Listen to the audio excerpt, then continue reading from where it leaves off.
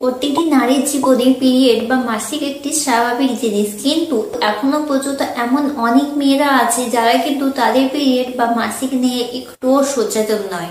এই সময় কিন্তু আমাদের মেয়েদের হেলথের বেশ কিছু পরিবর্তন ঘটে এবং তার জন্য এই পিরিয়ড চলাকালীন বা কোনো মেয়ের মাসিক চক্র চলাকালীন এমন অনেক কিছু কাজ থাকে যেগুলো কিন্তু আমাদের একদমই করা উচিত নয়। এই সব কারণের জন্যই কিন্তু মেয়েদের অনেক রকম সমস্যার সম্মুখীন হতে হয় এবং তার সাথে সাথে অনেক রোগেরও সম্মুখীন হতে হয়, যেমন জরায়ুতে ইনফেকশন বা আদার্স অনেক রকম প্রবলেম। এবং তার সাথে সাথে এখন যেটা সব থেকে বড় প্রবলেম বেড়ে উঠছে দিন দিন, সেটা হচ্ছে জরায়ু ক্যান্সার।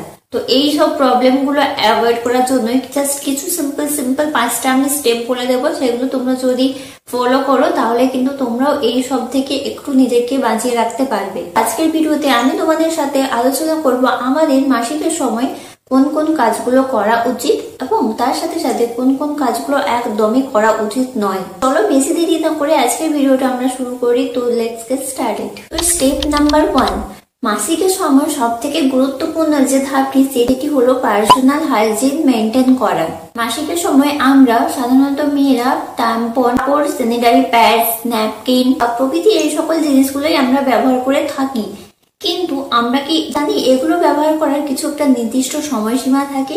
আমরা অনেক সময় কি করি, পিরিয়ডের লাস্ট ডেজে হয়তো ভাবি যে প্যাডটাতে বেশি দাগ লাগেনি বা বেশি ব্লাড হয়নি, এটাকে আমি আর 2 ঘন্টা পরে নিই, তাহলে আমাকে আজকের জন্য আর একটা এক্সট্রা প্যাড নষ্ট করতে হবে না।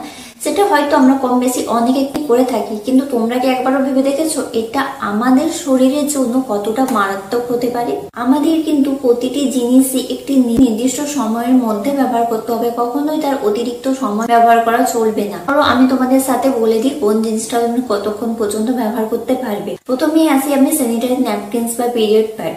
একটা প্যাড তোমরা সাধারণত সারাদিনে 5 থেকে 6 ঘন্টায় ওয়্যার করে রাখতে পারবে, এর বেশি কিন্তু তোমরা প্যাডকে ওয়্যার করে রাখতে পারবে না। এবার পারবে না বলার এখানে আমার ভুল, তোমরা অবশ্যই চাইলে পারতে পারো, কিন্তু সেটা আমাদের জন্য অনেকটা মারাত্মক ক্ষতিকর হতে পারে, তাই আমাদের উচিত সেটাকে ক্যারি না করা। এবং তারপরে চলে আসি আমরা ট্যাম্পন্স এর দিকে।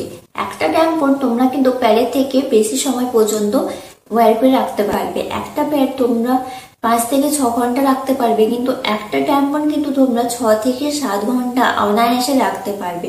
ট্যাম্পনে অতটা ব্লাড লিকেজ হয় না, সাথে সাথে খুব সুন্দরভাবে ভেতরের অংশ পুরোটা ঢুকে থাকে ট্যাম্পন, সেক্ষেত্রে কিন্তু তোমাদের বাইরের ব্যাকটেরিয়ার সাথে সংযোগেরও অতটা কোনো ভয় থাকবে না। এরপর চলে আসে আমি menstrual cup. Menstrual cup just like tampon. একটা ট্যাম্পন যেমন তোমরা 6 থেকে 7 ঘন্টা ইজিলি ওয়্যার করে থাকতে পারবে, একটা মেনস্ট্রুয়াল কাপও সেম 6 থেকে 7 ঘন্টায় তোমরা ওয়্যার করে রাখতে পারবে তোমাদের মধ্যে।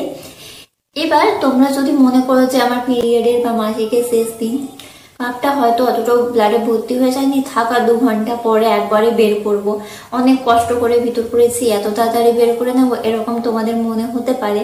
কিন্তু আমাদের এই ছোট ছোট ধারণাগুলোর জন্য আমাদের বডিতে যে কতটা এফেক্ট করতে পারে সেটা তোমরা একবারও ভেবে দেখতে পারো না। তো আমি তোমাদের সবাইকে সাজেস্ট করব, একটা নির্দিষ্ট সময় অতিবাহিত হয়ে যাওয়ার পর প্লিজ সবাই ওগুলোকে বের করে এক্সচেঞ্জ আবার আলাদা করে লাগাবে, তাহলে কিন্তু তোমাদের শরীরও ইন ফিউচারে কোনো মারাত্মক রোগ থেকে রক্ষা পেতে পারে। একটা স্যানিটারি প্যাডস কোম্পানি যতই দাবি করুক যে আল্ট্রা লেয়ার বা আল্ট্রা থিন তার লেয়ারিং থাকে, কিন্তু তোমরা কি জানো আমাদের পিরিয়ড ব্লাড যখন বেরোয় তার সাথে সাথে কিছু কিন্তু ডেড সেলস থাকে। এবার তোমাদের আমি আগের একটা ভিডিওতে বলেছিলাম আমাদের ভ্যাজাইনা হচ্ছে সেলফ ক্লিনিং অর্গান, সেখানে এমন কিছু ব্যাকটেরিয়া থাকে যেগুলো নিজের থেকে পরিষ্কার করে। এবার যেসব ডেড সেলস গুলো আমাদের ভ্যাজাইনার মধ্য দিয়ে পিরিয়ড ব্লাডের সাথে বেরোয়, সেগুলো যদি ওই ব্যাকটেরিয়ার সংস্পর্শে আসে সেগুলো কিন্তু তোমাদের প্রাইভেট পার্টের জন্য খুবই ক্ষতিকর হতে পারে। তো সেই কথাটা মাথায় রেখে একবার কিন্তু প্যাডটা চেঞ্জ করে নেবে। এবার আমি সেকেন্ড যে স্টেপটা তোমাদের সাথে শেয়ার করব, সেটা হচ্ছে ইউর প্রাইভেট পার্ট ডেইলি। তোমাদের যৌনাঙ্গকে বা তোমাদের প্রাইভেট পার্টকে কিন্তু সবসময় পরিষ্কার পরিচ্ছন্ন রাখো। এবার পরিষ্কার রাখা মানে সবসময় তোমরা সাবান দিয়ে ধুয়ে দেওয়া নয়, সবসময় চেষ্টা করবে হালকা ঠান্ডা জল দিয়ে পরিষ্কার করা। এবং পরিষ্কার করার সময় একটা কথা মাথায় রাখবে, তোমরা কিন্তু ভালভার উপর পার্টটা ক্লিনিং করবে, নাকি সবসময় আঙুল ঢুকে ভেতর থেকে পরিষ্কার করতে হবে। যেমনটা আমি একটু আগেই বললাম, ভাজাইনা is our self cleaning organ, তো সেটা নিজের থেকেই পরিষ্কার হয়ে যায়, সেটাকে নতুন ভাবে আমাদের আঙুল দিয়ে পরিষ্কার করার কোনো রকম কোনো প্রয়োজন নেই। তোমাদের যদি পরিষ্কার করতেই হয় জাস্ট উপরের পার্টটা লাইক ভালভা পার্টটা পরিষ্কার করবে। তোমরা যদি বারবার সাবান বা ইন্টিমেট ওয়াশ দিয়ে তোমাদের প্রাইভেট পার্ট পরিষ্কার করো, তাতে কিন্তু আমাদের ইন্টিমেট এরিয়ার অনেকটা পিএইচ ব্যালেন্স নষ্ট হয়ে যায়। এর পরিপ্রেক্ষিতে কিন্তু ইন ফিউচার তোমাদের ইচিনেস, র্যাশেস এই ধরনের কিছু প্রবলেমের সম্মুখীন হতে হবে। এরপর আমি 3 নাম্বার স্টেপে যে টপিকটা তোমাদের শেয়ার করব সেটা হচ্ছে পেট ব্যথা।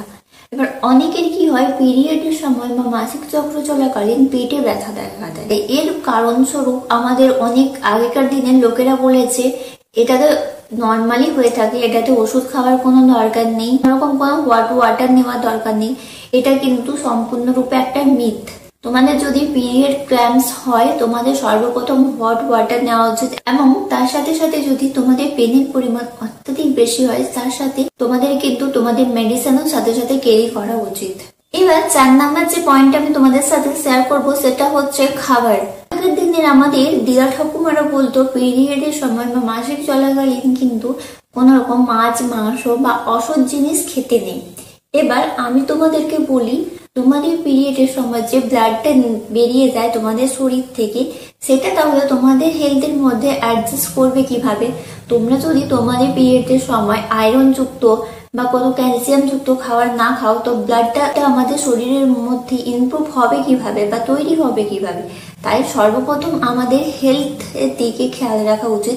আমাদের সব সময় পুষ্টিকর খাদ্য, আয়রন, ক্যালসিয়াম, ফ্যাট যুক্ত খাদ্য পিরিয়ডে চলাকালীন খাওয়া উচিত। যদি এইসব খাবার অ্যাভয়েড করো তাহলে কিন্তু তোমাদের বডির মধ্যে রক্তের স্বল্পতা হতে পারে। কিন্তু আমি এখানে খাওয়ার মানে শুধুমাত্র হেলদি ডায়েটের কথা বলেছি, কোন রকম কোনো জাঙ্ক ফুডের কথা বলিনি বা কোন রকম কোনো কোল্ড ড্রিঙ্কস, কোকোকোলা এইসবের কথা বলিনি।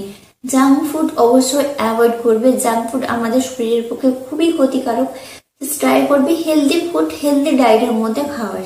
এবার 5 নাম্বার যে পয়েন্টটা আমি তোমাদের সাথে শেয়ার করব সেটা হচ্ছে তোমাদের ইন্টিমেট রিলেটেড। অনেকে হয়ে থাকে যে তারা তাদের পিরিয়ড চলাকালে তাদের ইন্টিমেট রিলেশনশিপে আবদ্ধ হয়ে যায়। সেই ক্ষেত্রে কিন্তু তোমাদের উচিত ইন্টিমেট পার্টকে ভালোভাবে পরিষ্কার করে নেওয়া। ইন্টিমেট পার্ট পরিষ্কার করার জন্য তোমরা কিন্তু ইন্টিমেট ওয়াইপস ইউজ করতে পারো এবং তার সাথে সাথে কিন্তু নর্মাল যে কোনো কটনের কাপড় ইউজ করতে পারো, সেটাই বেস্ট হবে, নাকি কোনো কেমিক্যাল যুক্ত অন্য কিছু ইউজ করা। তো আমি এখানে এই টপিক নিয়ে বেশি কিছু বলবো না, কারণ তোমরা এখনই আমাকে কমেন্ট করতে চলে আসবে। জাস্ট আমি পয়েন্টটা বলে দিলাম, বাকিটা হয়তো তোমরা সবাই বুঝে যাবে। বন্ধুরা, আজকের আমার এই ভিডিওটা এখানে শেষ করছি। খুব তোমাদের আমার আজকের এই নতুন ভিডিওটা ভালো লেগেছে। এরপর তোমরা আমার চ্যানেলে কি কি টপিকে কি কি ভিডিও দেখতে চাও প্লিজ কমেন্ট করে জানাও। এই ভিডিওটাতে as much as possible share করো এবং কমেন্ট করে তোমাদের ওপিনিয়ন জানাও। চলো দেখা হচ্ছে পরের ভিডিওতে, পাবে।